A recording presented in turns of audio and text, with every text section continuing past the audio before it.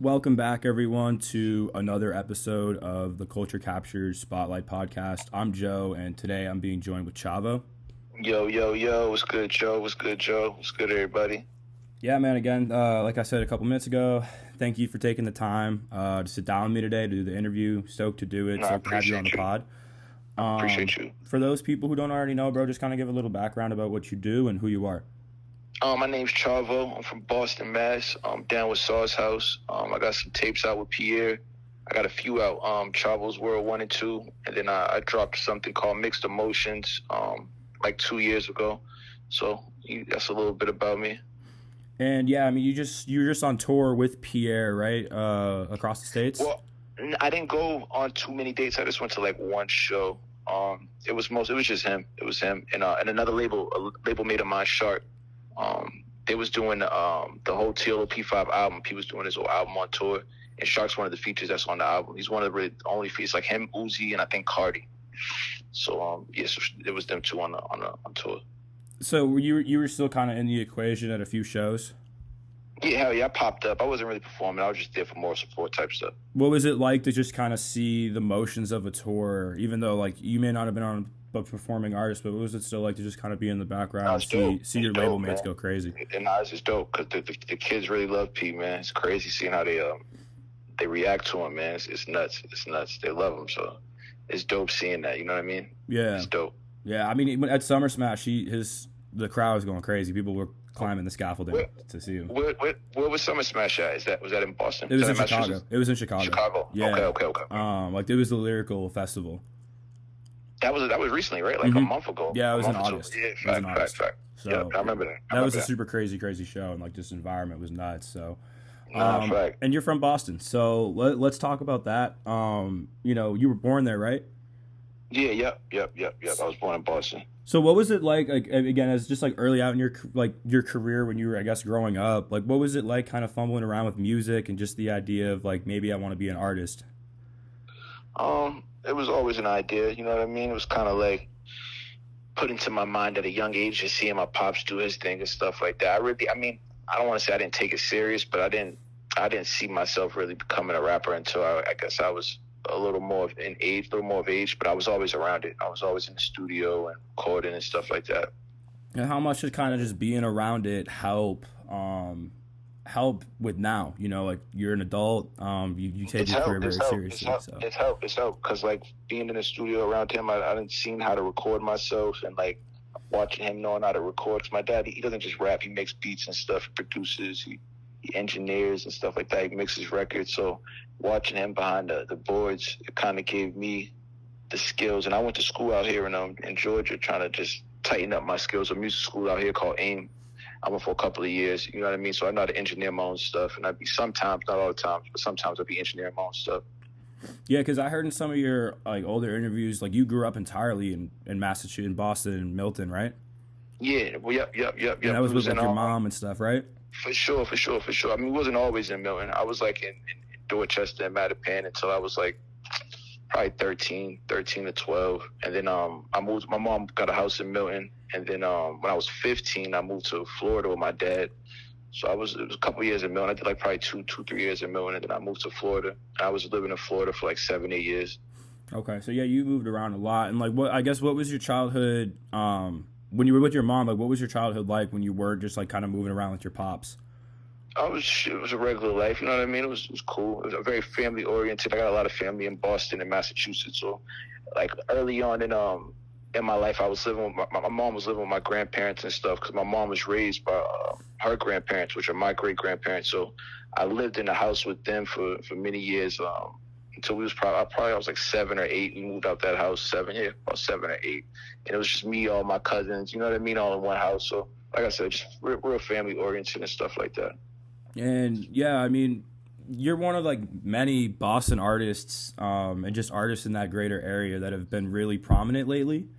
And I think there's when I talk to people in the industry, they think they're from New York. They don't know that you're from Boston. Yeah, or they think I'm from Atlanta, or they think I'm from Michigan. Like I just did a show in Modesto, and they was the person that brought me out, like the person that was on the mic, he was like, Chavo from Michigan. You know what I mean? They think I'm from Detroit and stuff like that.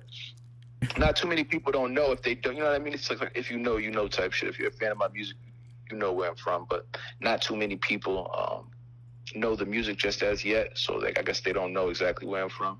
And I guess they just take. Go ahead. Sorry. No, I was gonna say they just take assumptions. You know what I mean? From I guess certain songs they hear, whether it be Michigan, and I'm thinking from Michigan or Detroit. You're right. Yeah. I mean, I guess I could see that. But it's like, I don't know. I could figure it out right away that you were from the Bean, you know. And it's cool because be from Massachusetts myself, seeing like all these different artists the last like really 2 years of blowing up out of there. Yeah, it's dope. It's dope. I seen Bia just had a show up there not too long ago. I seen Stiz. Her and Stiz had a show. Yeah. That shit was dope. It looked packed as hell. Yeah, bro. Cousin Stiz, but it's been cool to see just like the noise that the city's been making. And like just the rap scene. And I wanted to ask you too, like when did you land on the name Chavo as like a stage name or just like your artist name? Honestly, through music, through a Wiz song, a couple of Wiz Khalifa songs, Jim Jones songs, there was referencing it as in Chavo meaning money. So I always liked the name, you know what I mean? I just self-proclaimed myself that. All my friends called me it and stuff. Just rocked with it ever since then. Cause before then I was called Cool Breeze Ray. Like if you look me up on World Star or YouTube under Cool Breeze Ray, I got like 10 videos when I was younger, like 15, 16, 14 under that name. But then once I turned like 17, I changed it to Chavo and just stuck with it. And if you can like kind of recall back to when you were 17 and why you wanted to make that change, what were some things that you were like, yeah, I want to kind of go under this new umbrella?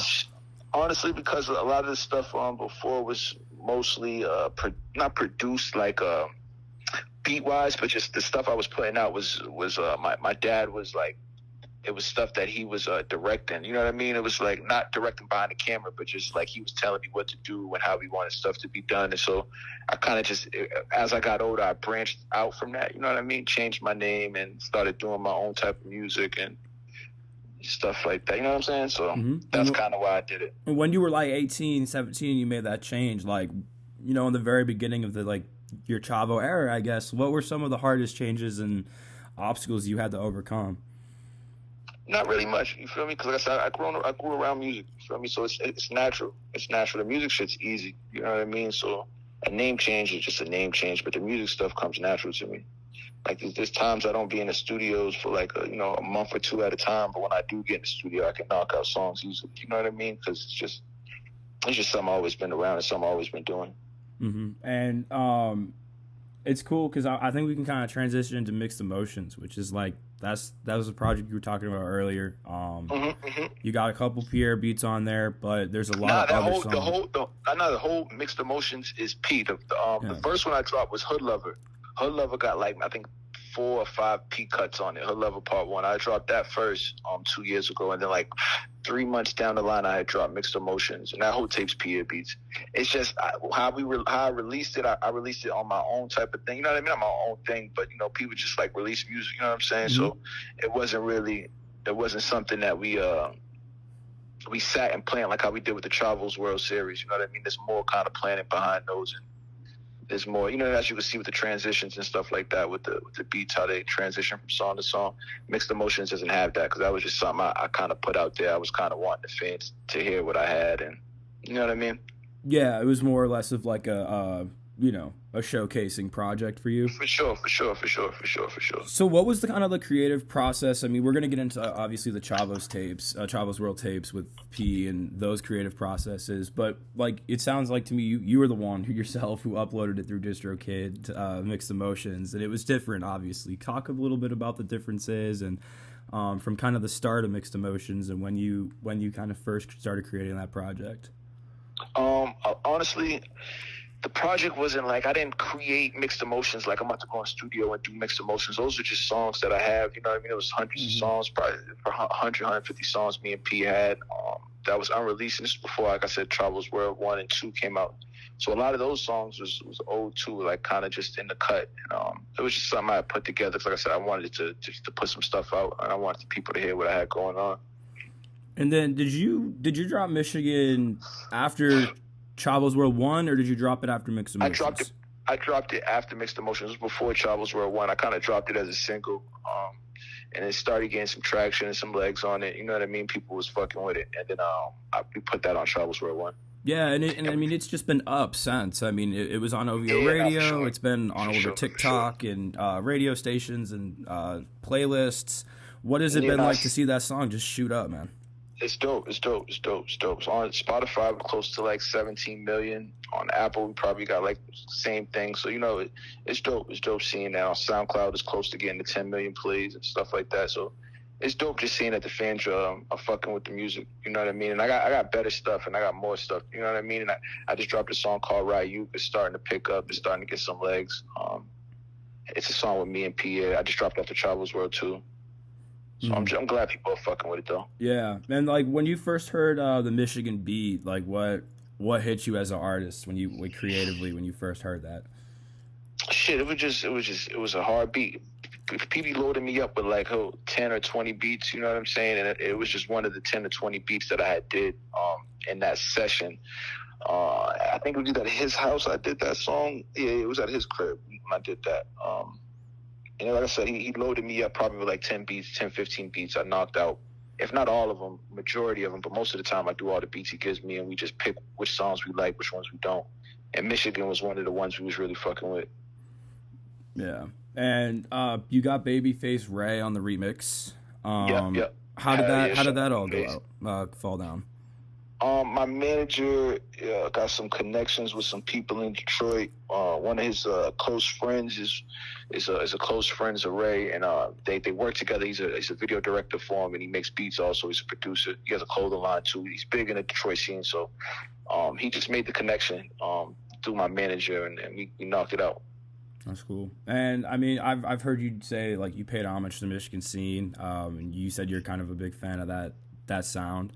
No, hell yeah, for sure. The crazy shit is when I made the song, I wasn't really like I wasn't listening to Michigan artists at that time. You know what I mean? I was put on to them late. Later on, a few months after, because that song's old. I probably made that song in like 2018, 2019. Not saying Michigan artists weren't rapping for that long. I know they've been rapping for, you know what I mean, putting their work in forever, but I was just put on a little later on. So I don't want people to be thinking like I jacked a sound or I did that to, you know what I'm saying? Yeah, I think that's what's cool about it is like the sounds are different. I mean, right? I mean, I don't know. I really like Michigan rap, and I think it's like it's a song that's just the title's Michigan. You know, yours being your song.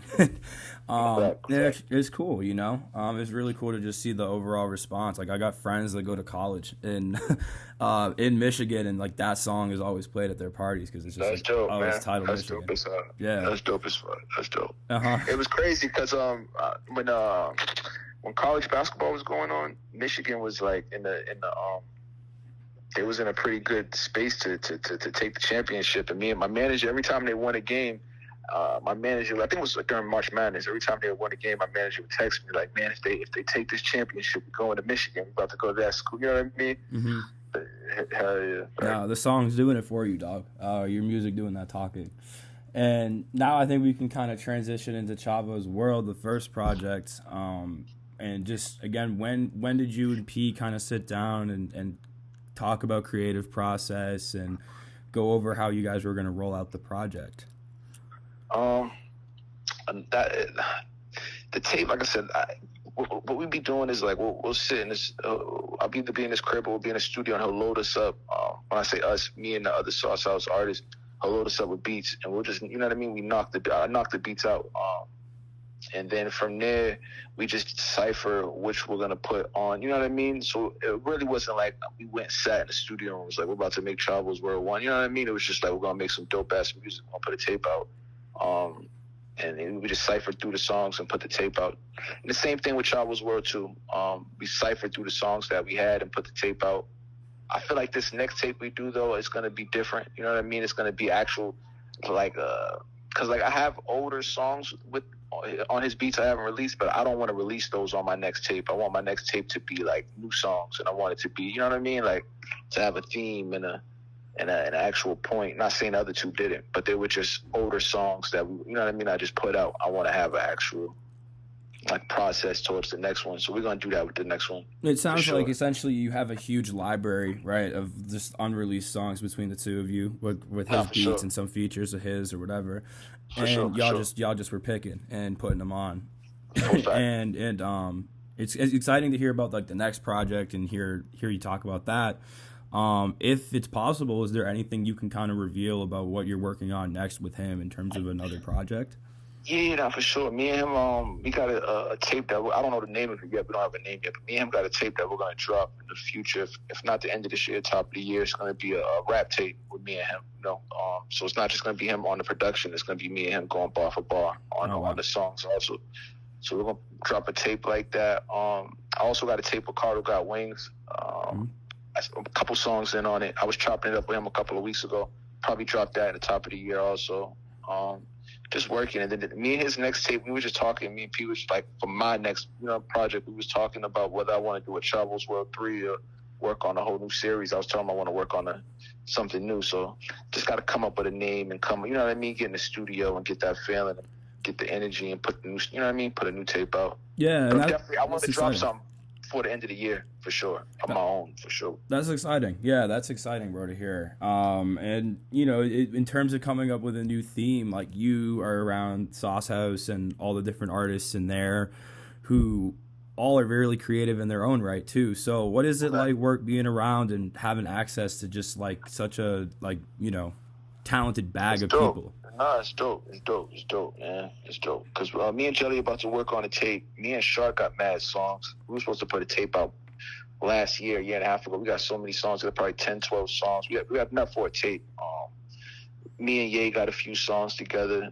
Me and Trill were just talking about working on some more songs. So it's just dope. It's dope because everybody's dope and everybody does their own thing and hard in their own right. You know what I mean? So it's definitely dope.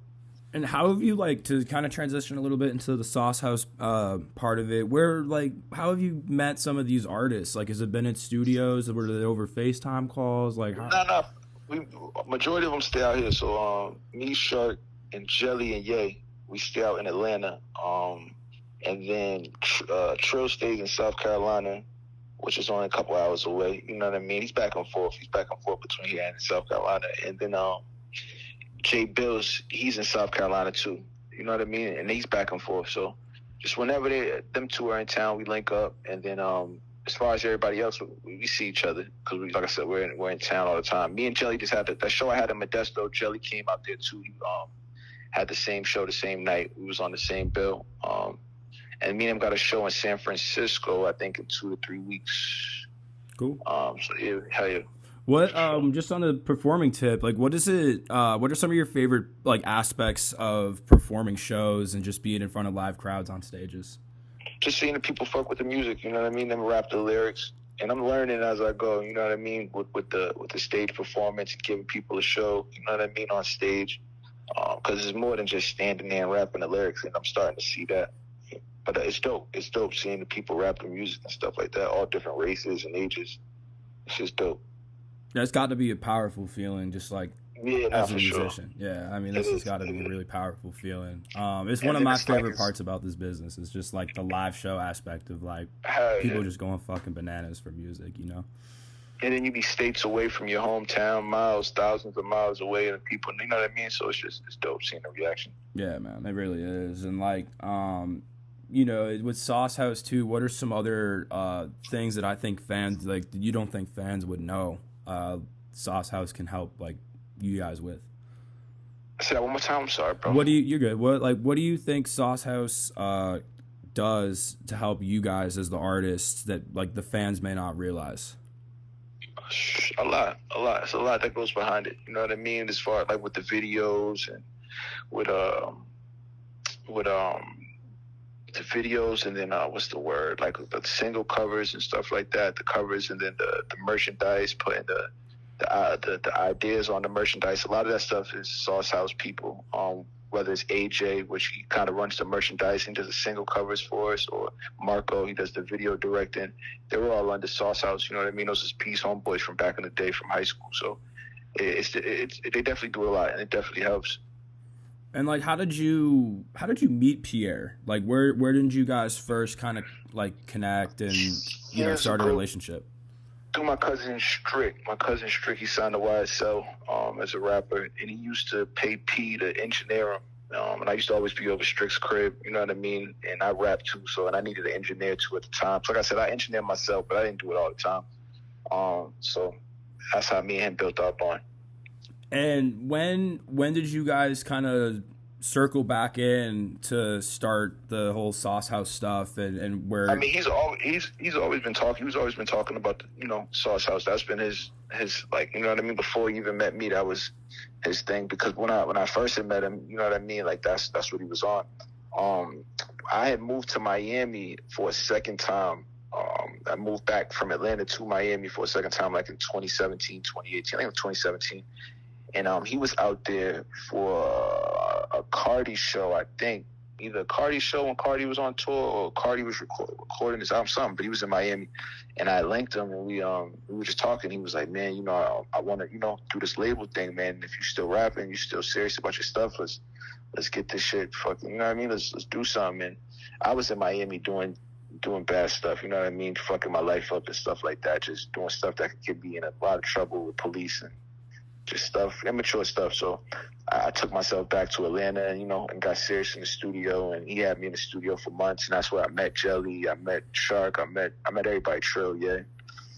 That's hard. And like we ain't gonna get into what you're talking about specifically, but in the essence of just like overcoming kind of negative stuff in life, can you kind of tell more to your fans about just like some advice on that tip and like? Yeah, hell yeah. Just never give up on yourself, even if you're in a dark place in life, or you feel like everybody else is giving up on you. Just never give up on yourself, and always stick to your gut. Whatever your gut's telling you, your gut feeling on whatever it is, just stick to your gut feeling.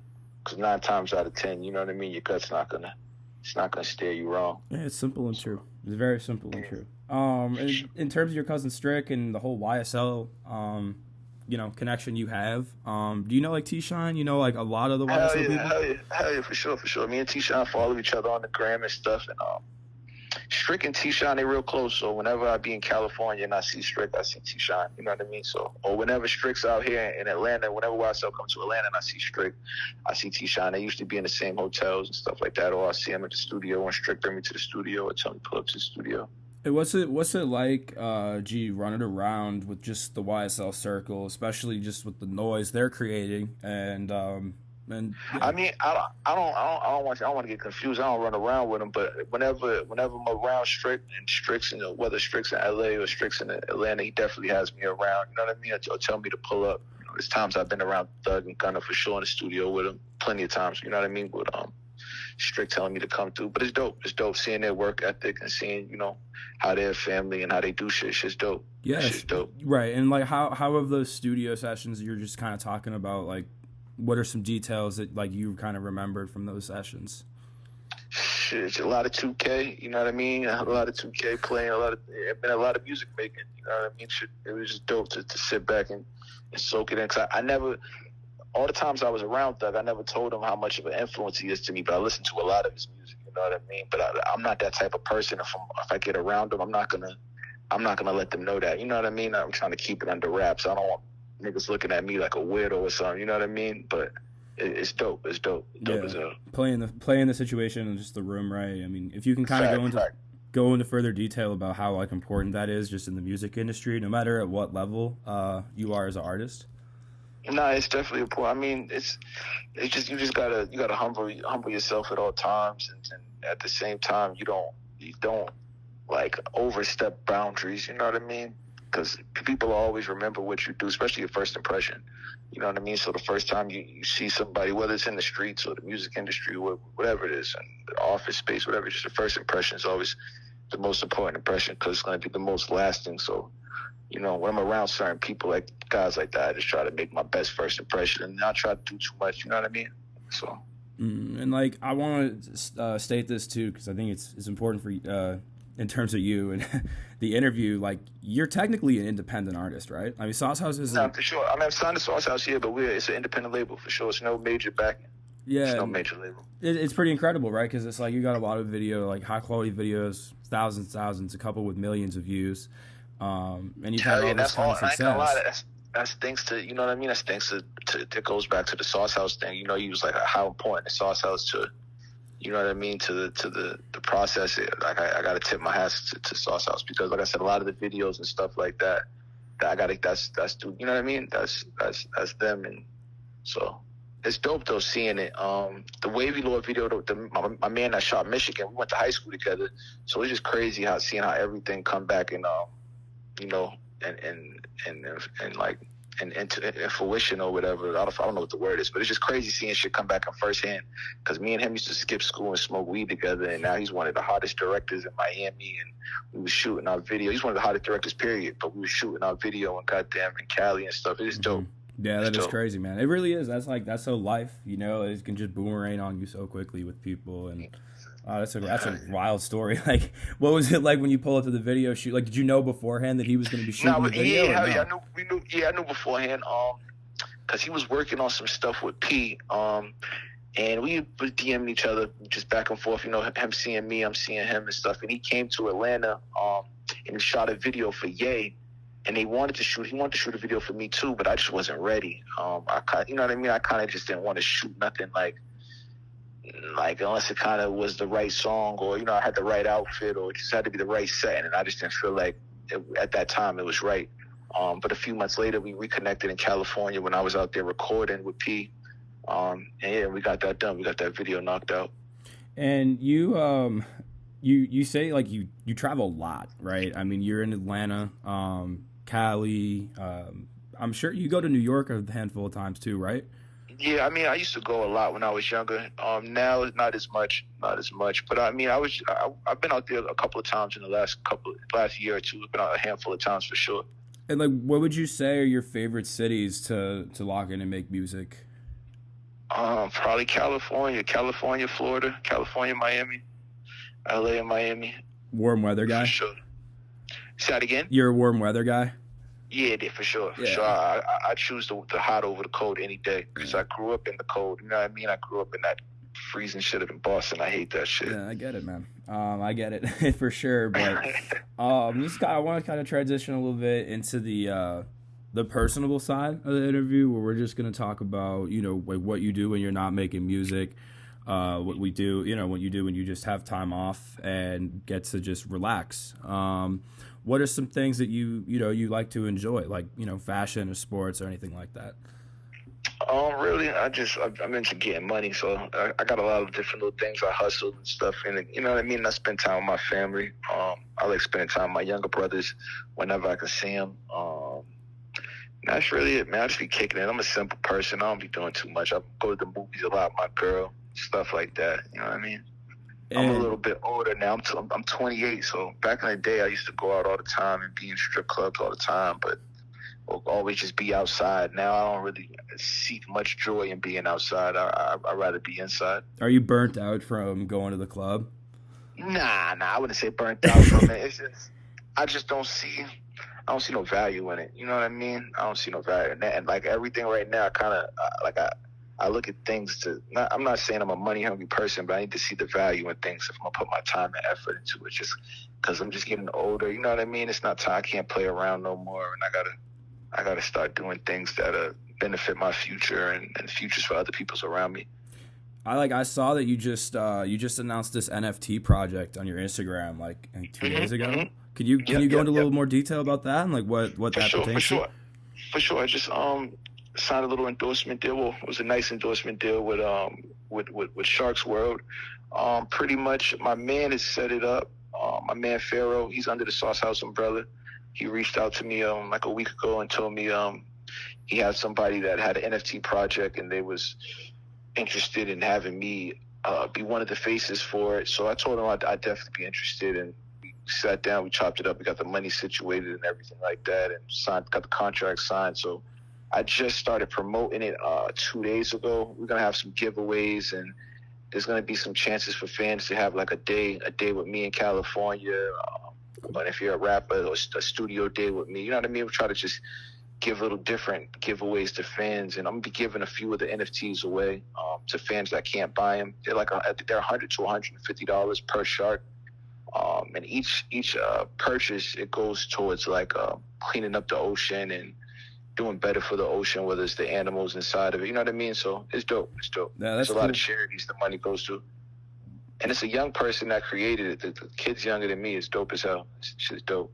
Oh, that's really cool. Yeah. So, like, what were some like other interests like before you kind of got like the contract and the money? Obviously, like, what were some other like? Were you intrigued by the whole like NFT world in general, or no? Yeah, nah, for sure I am. But I'm not gonna say I fully understand it. You know what I mean? I'm like 60% understanding. You know what I mean? But I want to fully understand it one day, and I know I will.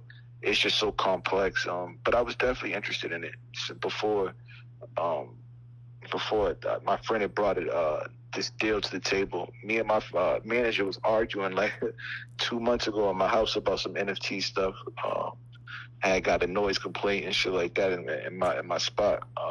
Hell yeah. Over the NFTs? Yeah, over there, me and him arguing back and forth about whether this person did this or did that with an NFT. Shout out to your manager for that. That's funny. You were saying you play 2K. I'm also an avid 2K player. A bunch of my homies are too. That's like what we do when we got free time. What do you hit the park, or are you like a play now kind of guy? Like what do you do when you're playing the game? Shit. Honestly, man, just sit back and smoke. Sit back and smoke. I really don't be doing too much. Just sit back and smoke and play. I'm more of a Madden guy, if anything. Okay. Than 2K, but. Do you like build a player in Madden, or do you just like? Nah, I just play. Yeah. I'm not too much of a gamer. I'm not gonna lie. When I was younger, I was, but as I got older, I kind of fell back from it. But it's like I'm on the Call of Duty. I love Call of Duty games. All the Call of Duty series. I love that shit. But I'm not as into sports games as I was. I'll play them. You know what I mean? MLB, soccer, FIFA. I'll play them, but I'm just not as much into them as I was back in the day. Yeah, it's just not what you're gonna go do when you got your like own free time. But if it's in your hands, maybe. But if it's in my hands, yeah, fact. If it's in my hands, I'll do it. Or if I'm in my friend's house, I'll play it. But I don't got no gaming system in my house. Okay. I can get one, but I don't play them like that. Oh, that's raw. So like at your own crib, like you really just be chilling. Like you don't even. Yeah, man. I just be like I said, I just be hustling, man, smoking. Just trying to get to the bread. That's really it. Where do you think you get the best weed, person? Like, where do you think you get your best stuff at? I was just talking to my people about it. I think Boston right now got it, man. That high tolerance. Some people in Boston, I got it's not a strand, but it's like a weed company called High Tolerance, and they got a whole bunch of strands. They got it. That shit's gas. And then all the backpack boys, you know what I mean, all this shit. But I feel like Boston got it over Atlanta, and for a long time, I was always thinking Atlanta had it, but Boston got some real good weed. And of course, California always got good weed, but that's expected. You know what I mean? Right. That's the motherland of it. But if you think of any other place besides California, I honestly would say Boston.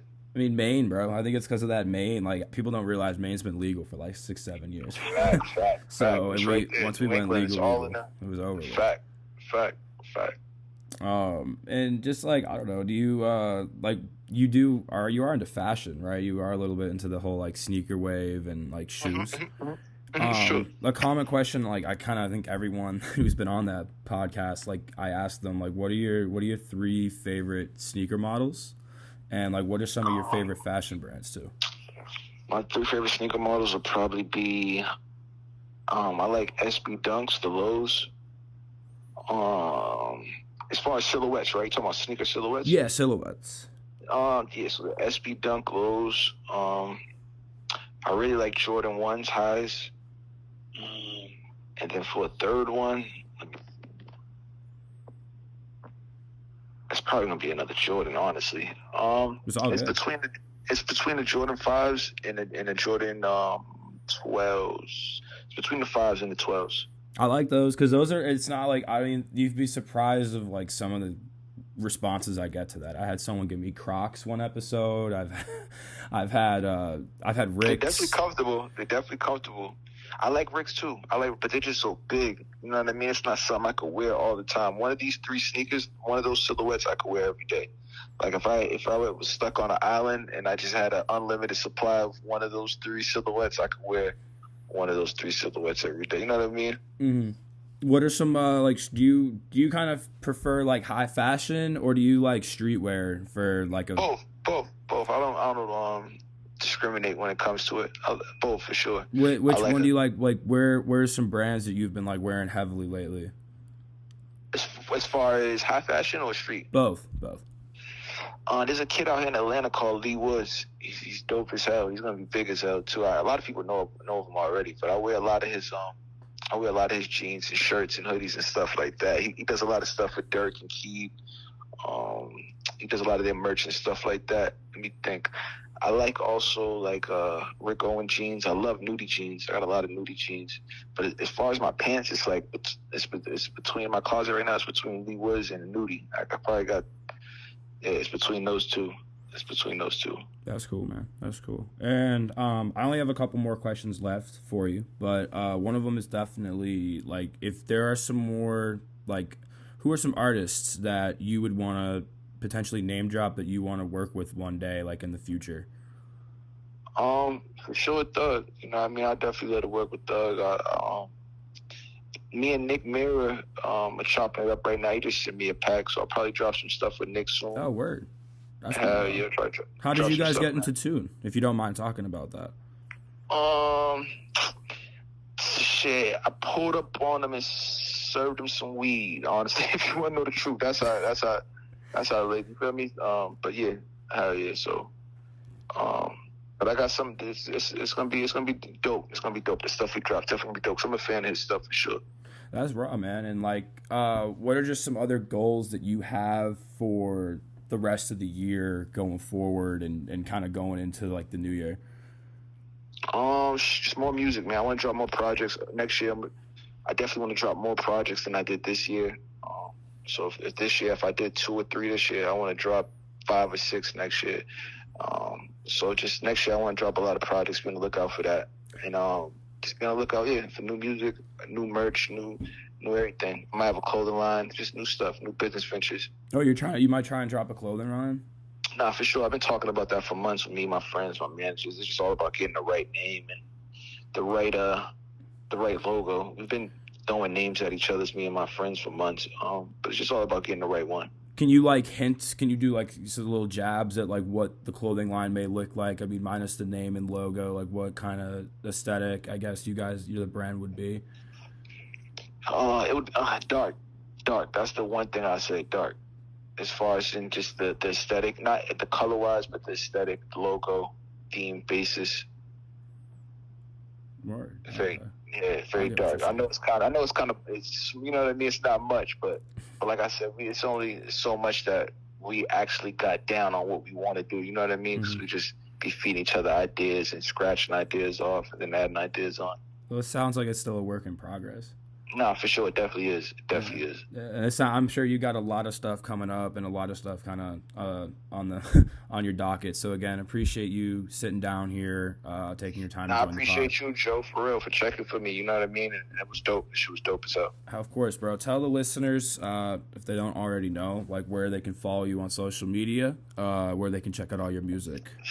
I bet you check my Instagram is Chavo, Chavo. My Twitter is SOSSHouse, the letter C, and then SOSSHouse. You can go check me out on Apple Music, Spotify, pretty much anywhere you can stream music. Just type in Chavo, Pierre Bourne, and you can check out the tapes I got out. I got some new music videos coming out from Chavo's World too. Be on the lookout for new projects. Be on the lookout for just a whole bunch of new music for sure. Definitely go check out Chavo on his social medias. Go listen to his music. And this was another episode of the Culture Captures Spotlight Podcast. Thank you guys for getting to this point in the episode if you made it. And keep listening. And we'll be back next week with a new episode.